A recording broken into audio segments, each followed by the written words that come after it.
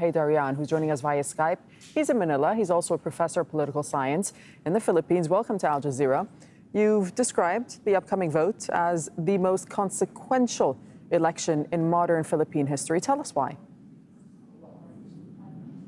Oh, without a question, I would say that this is the most consequential since at least 1969, when the former Philippine dictator, Ferdinand Marcos, won a re-election. And that essentially paved the way for him to set the tone and set the future of the country for decades to come. In fact, yes, the dictatorship fell 3 decades ago, but the science of the Marcos dictatorships are with us. And by the way, Ferdinand Marcos Jr. is now the front runner to become the next president of the Philippines. Now, over the past 6 years, President Duterte kind of undermined the foundations of the Philippine democracy, but he never had the wherewithal nor the time and energy and focus to really change the political system. Whoever becomes the next president will be in a very unique and distinct position to do that. And should it be another Marcos, then perhaps we'll see a repeat of what we saw after 1969 when another Marcos won. Now, for should voters, the opposition win, they can stop the hemorrhage and can actually change the direction of the country and restore democratic institutions. Okay, we'll talk about what this means for democracy, but for voters, what are the key issues that are important to them?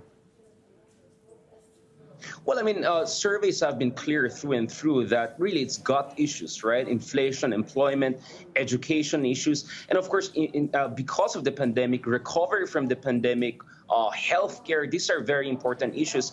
But you see, the front runner right now, Mr. Marcos, didn't even bother to attend a single public debate of note. And that tells you that for a lot of voters, as much as they care about the issues, they also care about personalities. They care about whether a certain candidate can provide the kind of decisive leadership that is necessary to get the country through very difficult times. So very much this is a personality-driven and it's a narrative, ideological even driven elections than a policy issue-based one. Okay, and just for the benefit of our international viewers as well, I do like to ask you about the implications of this election on foreign policy issues for the Philippines.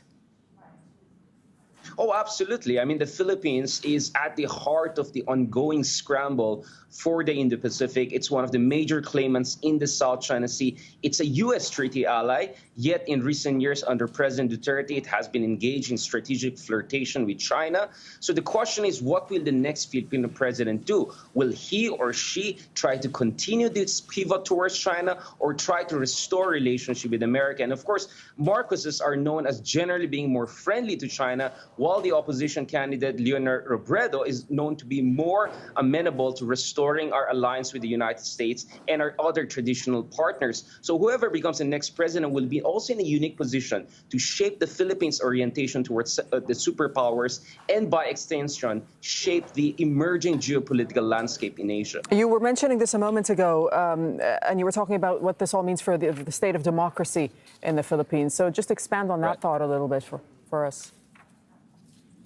Yeah, I mean, definitely. I mean, over the past few years, we have seen massive human rights violations, assaults on judicial independence, institutional checks and balances have been in limbo. But as I said, President Duterte, in fairness to him, is not technically going to be a dictator. He's respecting his term limit. He's stepping down. But nonetheless, a lot of damage has already been done to the Philippines' besieged institutions. So if the next president is a little bit more authoritarian or as authoritarian and adventurous, he or she will be in a very good position to completely introduce a new political regime altogether.